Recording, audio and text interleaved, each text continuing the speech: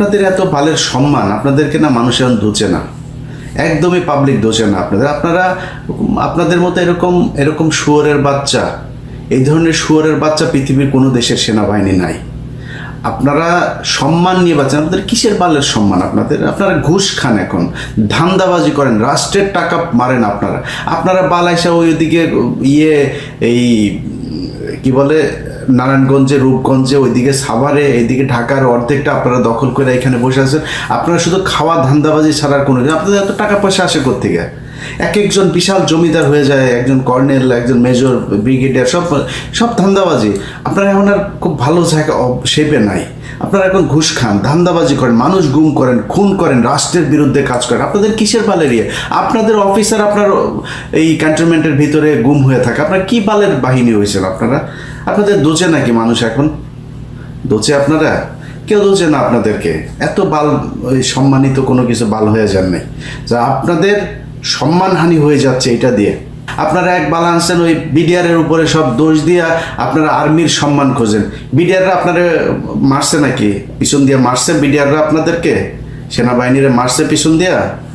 BDR আপনারা করেন নাই, আকাম কুকাম আপনারা করেন নাই? বিডিআরের টাকা পয়সা, ওদের ডাল ভাতের টাকা পর্যন্ত মারছেন ফকিন্নির বাচ্চারা কোথাকার।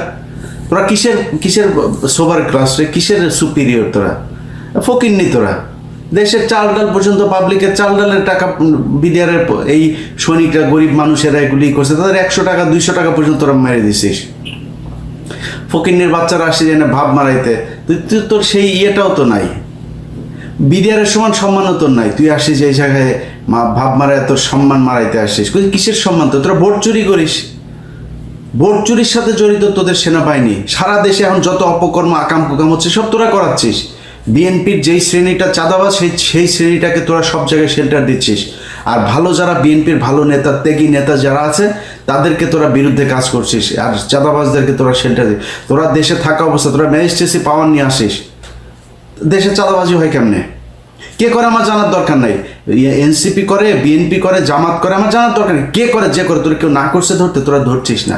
আওয়ামী লীগের হত্যা মামলার আসামি ধরার আপনার দায়িত্ব দেয়নি। এক মেজর আমার এই 2-3 দিন আগে বলছে যে ভাই আমাদেরকে এটার অর্ডার নাই, এটার ব্যাপারে আমাদের ইনস্ট্রাকশন দেওয়া আছে যে আওয়ামী লীগ হত্যা মামলা ওইটা আমাদের কাজ না, আমরা এখন দেশে আমাদেরকে পাঠিয়েছে এখনকার আইন শৃঙ্খলা। তোমরা আইন শৃঙ্খলা করতে গেলে আওয়ামী লীগের লোকজনের ধরা যাবে না, এটা লেখা আছে না? যাতে দেশের এই মুহূর্তে যত সমস্যা আওয়ামী লীগ আর তোরা, তো এই সেনাবাহিনীর আওয়ামী লীগ ছাড়া বাংলাদেশের কোনো সমস্যা হইতো না। সব সমস্যার মূলে হচ্ছে তোরা। যত ঘটনা ঘটছে 2 দিন পর পর দেখবেন এই পাথর চুরির সাথেও সেনাবাহিনী জড়িত। এরা করিয়েছে, এরা শেল্টার দিয়েছে। পাথর কি হাওয়া হয়ে গেল নাকি?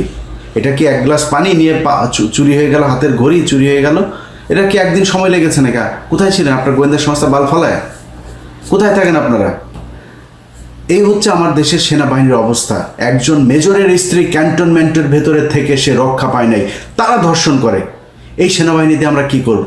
এদেরকে এই উপরের যে শেপ আছে এই শেপ দ্রুত সরাইতে হবে, এবং সেনাবাহিনীর ওয়াকারের যে বিচ্ছু বাহিনী যারা ওয়াকারকে সাপোর্ট করে তাদেরকে অতি সত্বর বহিষ্কার করতে হবে, এখান থেকে সরাইতে হবে।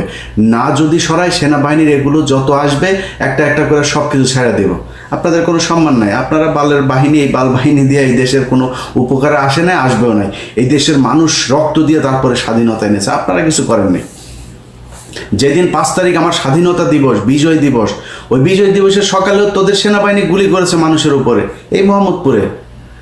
তোরা এমনিতেই করিস না, তোরা এত ভাব মেরা লাভ নেই। আমরা উপকার করেছিস না, তুই বাধ্য হয়েছিস শেখ হাসিনাকে ছাড়তে। তোরা ছাড়তে চাস নাই, তোদের বাম্বু দেওয়া হয়েছে এইখান থেকে, এই জন্য তোরা ছাড়তে বাধ্য হয়েছিস, নাহলে তোরা ছাড়তি না। তারপরেও ভাই, সেনাবাহিনীর অনেক দেশপ্রেমিক, আমি সবাইরে করছি না, আপনাদের প্রতি অনুরোধ ভাই, এগুলির সরান, এগুলির বিচার করেন। ন্যায্য বিচার যদি করতে না পারেন তাইলে আপনাদের মান সম্মান থাকবে না। এইভাবে মানুষ এখন মুড়ি মুরকি হয়ে গেছেন আপনারা। আমি সাংবাদিকতা করেছি বাংলাদেশ বহু বছর। আমার পুরো সাংবাদিকতার ক্যারিয়ারে আমি যতগুলো ঘটনাতে সেনাবাহিনীর সম্পৃক্ততা পেয়েছি, আপনাদেরকে কথা বলা এটা খুব স্পর্শকাতর একটা জায়গা হিসেবেই দেখা হইতো। আপনাদের নিয়ে আমরা কোনো বাজে কথা, বিচ্ছিন্নভাবে কেউ যদি অপরাধের সাথে জড়ায়ও যেতেন, সেটা নিয়ে আমরা কোনো আলোচনায় আনি নাই। কিন্তু এখন সেই জায়গায় আপনারা নিজেদেরকে রাখেন নাই দেখে এখন আপনারা মুড়ি মুরকি। আপনাদেরকে নিয়ে সব কথা বলা যাবে, আমরা এখনো বাইরে আছি, এটা মাথায় রেখেন। জাউরামি করবেন আর আপনাদেরকে কিছুই বলা যাবে না, জিনিসটা ওই জায়গাতে নাই। পুরা ঢাকা শহরে অর্ধেক নিয়ে আপনারা এখানে বউ পোলাপান নিয়ে বিশাল আরামে থাকবেন, খাবেন। ওইদিকে আবাসন প্রকল্প, ওইখানে আবাসন প্রকল্প, রাস্তাঘাটের টেন্ডার, ব্রিজ, কালভার্ট সব আপনারা করবেন আর টাকা বসে বসে খাবেন। তোর সেনাবাহিনীর পোলাপানের পেটে পাড়া দিলে ঘুষের টাকা, সুদের টাকা, এই দেশের মানুষের রক্তের টাকা, অবৈধ টাকা তোদের পেটে। তোদের অবস্থা এই দেশে কিছু কিছু পুলিশ অফিসার, আইনজীবী, কিছু কিছু লোকজনের যেরকম এই মানে ঢালাওভাবে যাদেরকে ঘুষখোর বলা হয় না, এদের পেটে যেরকম অবৈধ পয়দা হয়ে তারপরে বাপমার উপরে প্রতিশোধ নেয় আমরা বিভিন্ন সময় দেখেছি। ওই যে এক মেয়েকে দেখেছিলাম, একজনের এক পুলিশ অফিসারের মেয়ে, সে ঐশী, মনে আছে না? তোদের ঘরে ওইরকম ঐশী পয়দা হবে। তোরা যা শুরু করেছিস ওইরকম পয়দা তোদের ঘরে হবে। তোরা পুলিশের চাইতেও জঘন্য, পুলিশে তোদের চাইতে অনেক ভালো মানুষ আছে যারা জীবন দিয়ে দিচ্ছে দেশটাকে আবার ঠিক করার জন্য, আর তোরা একমাত্র সংস্থা যারা কিনা দেশকে নষ্ট করার জন্য কাজ করছিস।